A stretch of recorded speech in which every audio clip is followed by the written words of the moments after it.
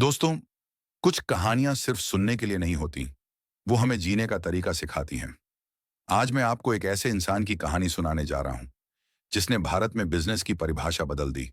एक छोटा सा गांव, घर में पैसे की कमी, लेकिन सपनों की कोई कमी नहीं।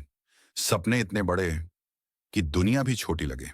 ये कहानी है धीरज लाल हीराचंद अंबानी की, जिन्हें पूरी दुनिया धीरू भाई अंबानी के नाम से जानती है। 28 दिसंबर 1933 गुजरात के जूनागढ़ जिले का चोरवाड़ गांव। पिता एक साधारण स्कूल शिक्षक हीराचंद गोवर्धन भाई अंबानी, मां जमनाबेन गृहिणी। घर में पैसे की तंगी थी, लेकिन इस बच्चे की आंखों में चमक थी।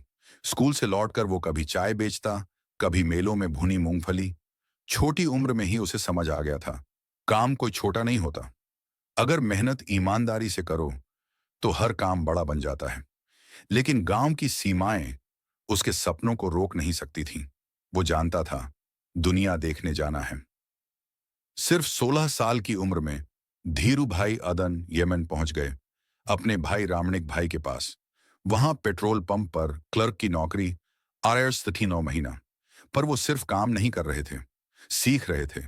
ग्राहकों से कैसे बात करनी है, अकाउंट कैसे संभालना है, और बिजनेस के असली खेल क्या हैं।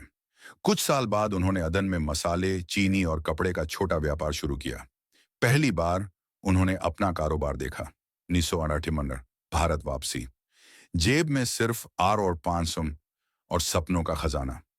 दोस्त चंपकलाल दामानी के साथ मसालों का बिजनेस शुरू किया, लेकिन धीरू भाई की नजर थी टेक्सटाइल इंडस्ट्री पर। 1966 रिलायंस कमर्शियल कॉरपोरेशन की शुरुआत। मिशन अच्छे कपड़े आम आदमी तक सस्ते में पहुंचाना। ब्रांड वाइमल ने गांव गांव में नाम कमा लिया। धीरू भाई संवाद, अगर ग्राहक खुश है तो बिजनेस कभी नहीं डूबेगा। जैसे जैसे सफलता आई, वैसे वैसे विरोधी भी बढ़े। सरकारी नीतियों का गलत फायदा उठाने के आरोप लगे। अखबारों में नकारात्मक खबरें छपने लगीं। लेकिन धीरू भाई का जवाब था, काम से और बड़ी सफलता से। 1970 रिलायंस पब्लिक लिमिटेड कंपनी बनी। Record 58,000 share holders. आम आदमी पहली बार बड़े बिजनेस में हिस्सेदार बना। धीरू भाई का सपना था, हर भारतीय निवेशक बने और अपनी दौलत खुद बनाए। 80 और 90 का दशक, रिलायंस साम्राज्य का स्वर्ण काल। पेट्रोकेमिकल, पॉलिएस्टर, टेलीकॉम, हर जगह झंडे गड़े।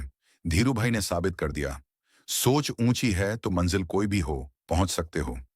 6 जुलाई 2002 धीरू भाई हमें छोड़ गए, लेकिन उनकी सोच, उनकी रणनीतियां आज भी करोड़ों लोगों को प्रेरित करती हैं। धीरू भाई की जिंदगी हमें 3 बातें सिखाती है।